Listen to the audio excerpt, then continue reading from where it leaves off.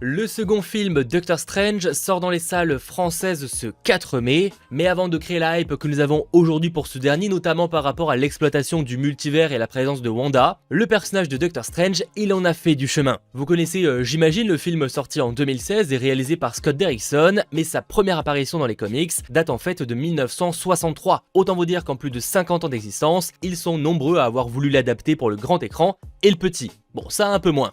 Dans tous les cas, c'est de ce sujet que nous allons parler aujourd'hui, mais avant ça, cette vidéo est sponsorisée. En effet, Altaïa lance une toute nouvelle collection qui vous permettra de monter pas à pas le célèbre et puissant artefact de l'univers Marvel, le gant de l'infini, porté entre autres par Thanos dans Avengers Infinity War, le tout accompagné évidemment de ces 6 gemmes de l'infini, qui vous donneront alors tous les pouvoirs de l'univers. Bon, dans l'idéal, évitez de claquer des doigts, ça m'arrange. Mais sachez qu'une fois assemblé, le gant d'une haute qualité sera d'une hauteur totale de 73 cm et que chaque pierre pourra s'allumer, histoire d'en activer tous les pouvoirs. Je rappelle également que chaque numéro de la collection sera accompagné de son fascicule, déjà pour avoir toutes les étapes du montage, mais aussi pour en connaître tous les détails, à la fois sur le gant lui-même, mais également sur les personnages de l'univers Marvel liés au gant. Autant vous dire qu'après ça, la création d'Etri n'aura plus aucun secret pour vous. Par ailleurs, bonne nouvelle, en vous abonnant dès maintenant, vous recevrez également plusieurs cadeaux, et si vous faites partie des 1000 premiers abonnés, vous aurez même un cadeau supplémentaire. Bref, si cette maquette ultime vous intéresse, je vous mets les informations en description, avec le code promo Chaîne du Geek. Et merci encore une fois à Altaïa d'avoir sponsorisé cette vidéo. Bon, et après avoir parlé de l'artefact le plus puissant de l'univers Marvel, revenons-en au personnage le plus puissant également. Ça, je pense que ça va faire débat. Je vous laisse évidemment en débattre en commentaire, mais en attendant, on va commencer cette vidéo par une précision, même si pour beaucoup c'est le film de 2016 qui marque la première apparition live du perso sur les écrans, dans les faits, c'est pas réellement le cas. Car oui, CBS a proposé un téléfilm basé sur le personnage et sorti en septembre 1978. Téléfilm qui devait d'ailleurs agir à la base comme un pilote d'une possible série, mais comme les retours n'ont pas vraiment été très bons, ça n'a jamais vu le jour. Enfin pour la série, le téléfilm, il existe bel et bien, et il est trouvable assez facilement sur internet. Bon après je vous laisse imaginer que sorti dans les années 70, les moyens étaient assez limités et ça a un peu mal vieilli. Mais si ça vous intéresse, encore une fois, n'hésitez pas.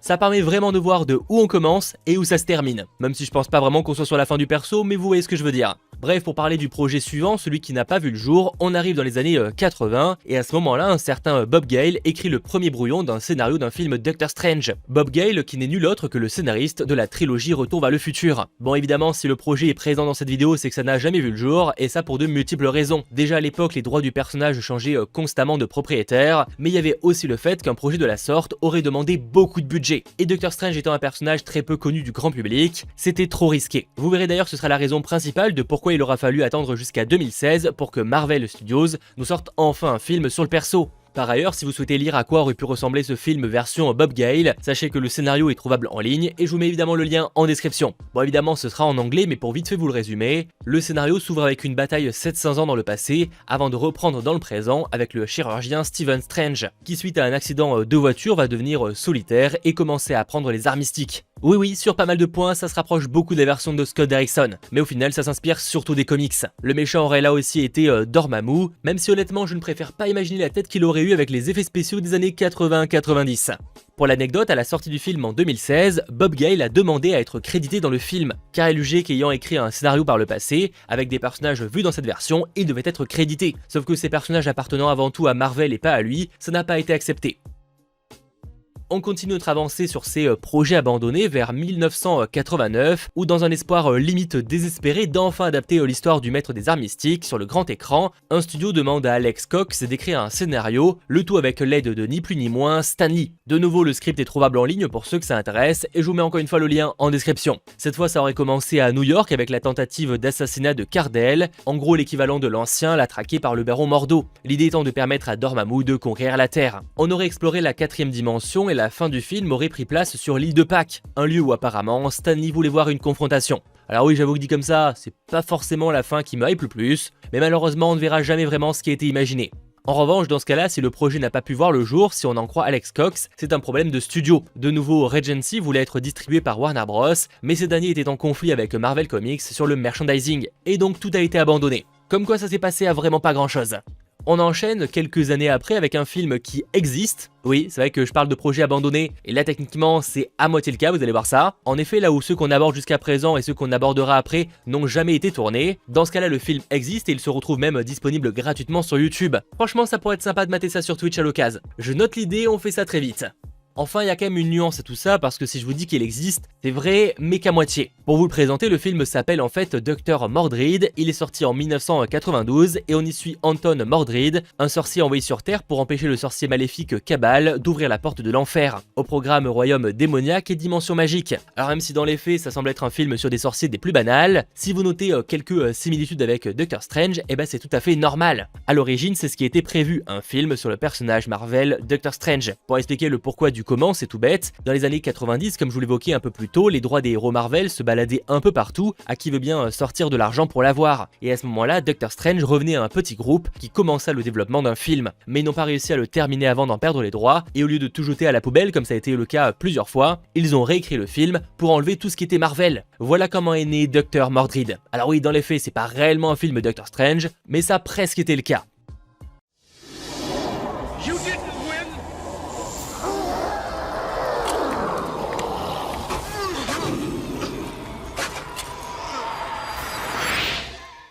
Toujours chronologiquement, plus tard, début des années 90, il est annoncé que Wes Craven, génie de l'horreur derrière les Scream, La colline à des yeux, Les griffes de la nuit, etc., commence le développement lui aussi d'un film Doctor Strange. Mais une nouvelle fois, ça n'est pas allé bien loin.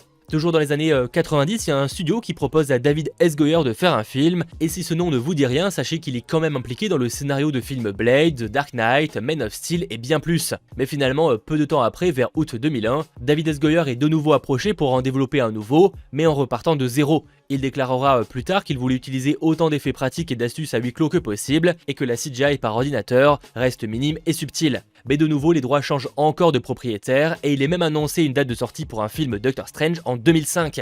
Sauf qu'en 2004, aucun script n'avait été écrit, autant vous dire que c'était très mal parti. Et c'est pourquoi dans une dernière tentative, Paramount a récupéré les droits en 2005, et n'en a pas fait grand chose. En 2007, cette fois, le célèbre Guillermo del Toro, à qui l'on doit Blade 2, les deux premiers films Hellboy, Nightmare Alley, La forme de l'eau, Le labyrinthe de Pan, etc.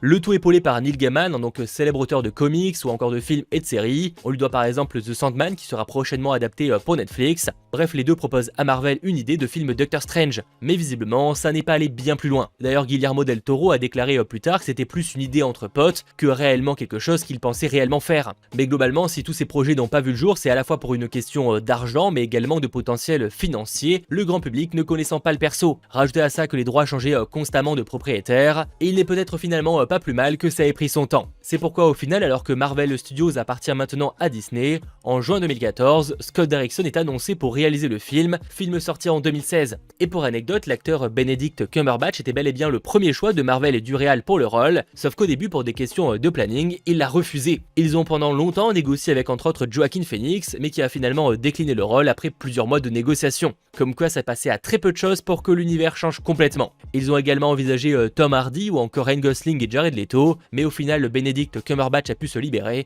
et c'est lui qui a repris le rôle pour notre plus grand plaisir. Voilà comme quoi finalement les aventures de Doctor Strange étaient assez intenses avant même son film en 2016. J'espère que cette vidéo vous aura intéressé et plu, et si c'est le cas, n'hésitez pas à lâcher le petit pouce vers le haut, à vous abonner, et on se retrouve très vite pour de nouvelles vidéos, notamment avec spoiler cette fois, sur le film Doctor Strange in the Multiverse of Madness. Et bordel, que j'ai hâte. Parce que oui, au moment où je fais cette vidéo, je l'ai pas encore vu. Bref, à très vite, c'était votre geek Mathéo, ciao tout le monde.